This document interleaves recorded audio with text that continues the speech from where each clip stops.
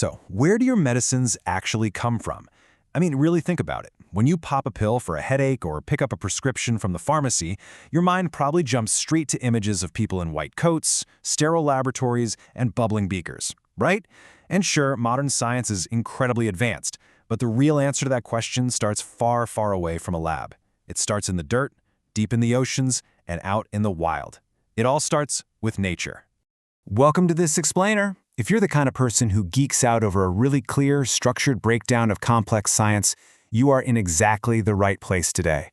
We're diving headfirst into the fascinating world of pharmacognosy. We're going to trace the highly structured, rigorously scientific journey of how raw, untamed nature gets transformed into the precise medicines that literally save lives every single day. Okay, pharmacognosy. I know, it's a total mouthful. But let's demystify this intimidating term right out of the gate. It comes directly from two Greek words, pharmakon, which means drug, and gnosis, which means knowledge. So put simply, it is the fundamental knowledge of drugs. It's the science dedicated to identifying, evaluating, and studying crude drugs, which just means raw, unprocessed medicinal materials that we pull straight from natural sources. And the ultimate goal of all this intense study? To use these natural resources to prevent, treat, and diagnose human diseases. Now, looking at this map might give you a mild panic attack. I know, it kind of looks like one of those terrifying late-night college study guides. It is packed with info, but don't sweat it. We are going to make understanding this an absolute breeze. We're going to break this whole thing down piece by piece together. All right, here is our game plan. 1. Nature's ultimate pharmacy. 2. From seed to storage. 3. The chemistry of cures. 4. Catching fake natural drugs. And finally, number 5, why pharmaconosy matters. Let's dive in. Section 1.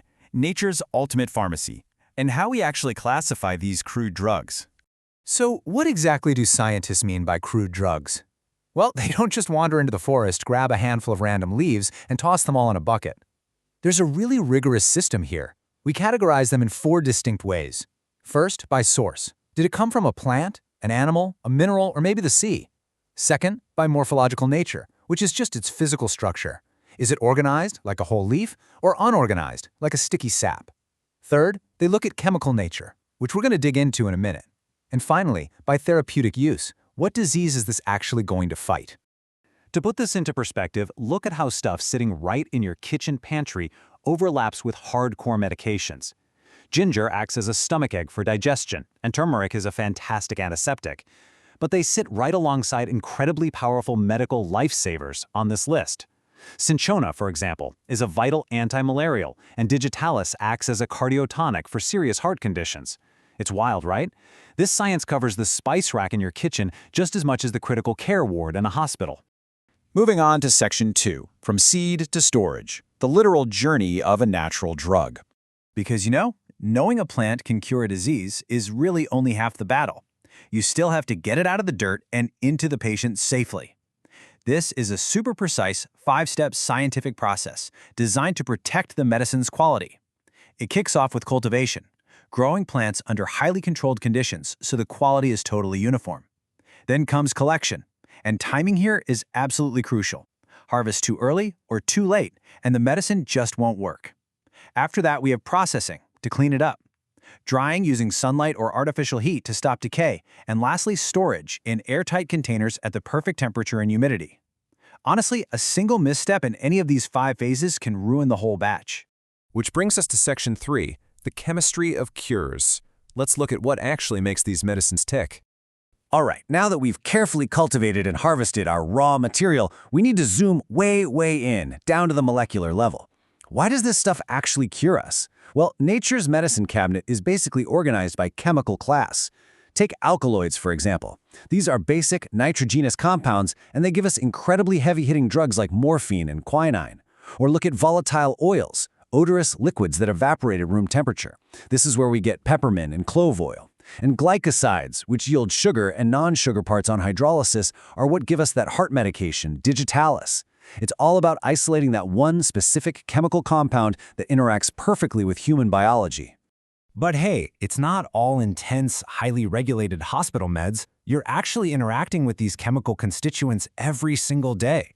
The simple cotton fibers in the shirt you're wearing right now, the fixed oils like coconut oil you might use for cooking, or even proteins like pepsin, these all fall directly under the massive umbrella of pharmacognosy. Now for Section 4, Catching Fake Natural Drugs. Time for a little detective work. This is where our explainer takes a bit of a true crime turn. We're looking at the dark side of the drug supply chain, adulteration. Basically, this is the addition of inferior or straight-up harmful substances to crude drugs, and it usually comes in two flavors. On the left, we have intentional adulteration. This is just pure malice for profit. Bad actors purposefully adding junk to artificially bump up the weight of a shipment so they make more money. On the right, we have unintentional adulteration. This isn't malice, it's just incompetence. It happens accidentally because of sloppy handling, poor collection, or flawed processing. But look, whether it's greed or just mistakes, the end result is exactly the same. A patient gets a compromised, potentially dangerous drug. And if you think this is just some rare theoretical problem, no way. Check out these shocking, real-world examples from the field.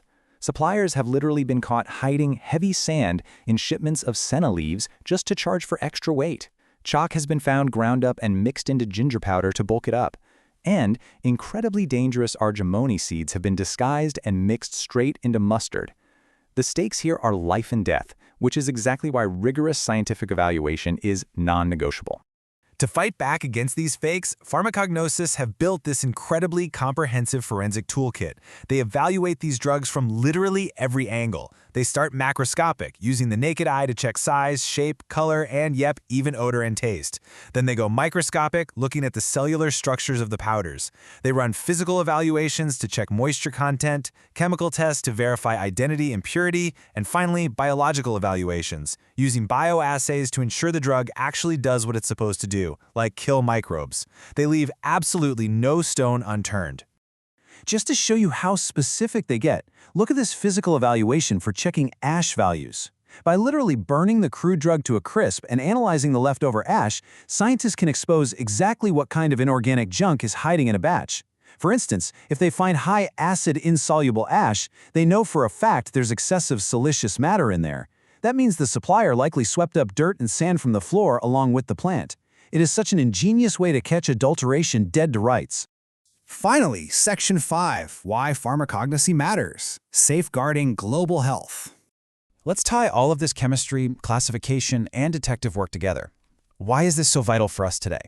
Well, pharmacognosy isn't about rejecting modern labs for traditional nature remedies. It's actually the complete opposite. It uses the extreme precision of the lab to validate, protect, and safely harness nature's power. It ensures our drugs are safe and actually work. It's the whole backbone for standardizing herbal remedies.